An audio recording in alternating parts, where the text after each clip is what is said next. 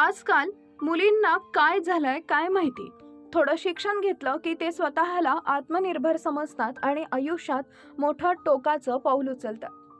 त्यानंतर त्यांच्याबरोबर घडतं ते बघून अंगावर काटेच येतात. अशा न्यूज आपण बघतच असतो. अशीच एक घटना कल्याणमध्ये घडली. यातून मुलींनी काहीतरी बोध घेतला पाहिजे आणि लग्नासारखे मोठे निर्णय घेताना परिवाराला सोबत घेऊनच असं पाऊल टाकलं पाहिजे. व्हिडिओ पुढे बघण्यापूर्वी चॅनल सबस्क्राईब करा डेली अशाच न्यूज बघण्यासाठी. कल्याण पश्चिम येथील पारेकरवाडी परिसरातील रचना रॉयल इमारतीत घडलेल्या मुलीच्या हत्येच्या प्रकरणात बाजारपेठ पोलिसांनी मोठी कारवाई करत 3 दिवसांपासून फरार असलेल्या आरोपी वडिलांना अटक केली आहे. चौकशी दरम्यान या हत्येमागील धक्कादायक कारण समोर आले.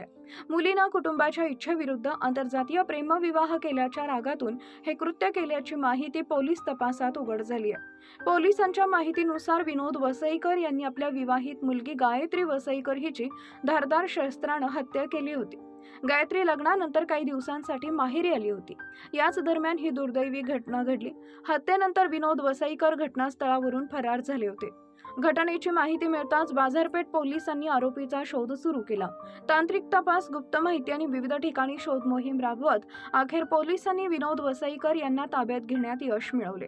प्राथमिक चौकशीत समोर आलेल्या माहितीनुसार गायत्रीनं कुटुंबाच्या इच्छेविरुद्ध जाऊन इतर जातीतील तरुणाशी प्रेमविवाह केला होता.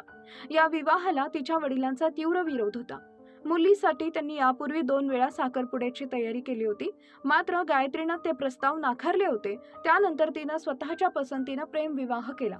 पोलिसांनी दिलेल्या माहितीनुसार घटनेच्या दिवशी दुपारच्या जेवणानंतर वडील आणि मुलगी यांच्यात याच विषयावरून पुन्हा वाद झाला.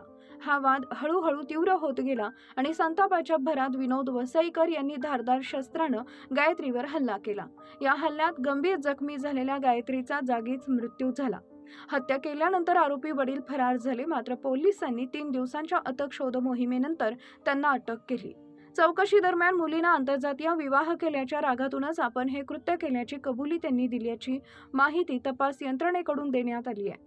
सध्या या प्रकरणात पुढील तपास बाजारपेठ पोलीस करत असून आरोपी विनोद वसईकर यांना न्यायालयात हजर करण्यात आले असून त्याला 4 दिवसांची पोलीस कोठडी सुनावण्यात आली आहे.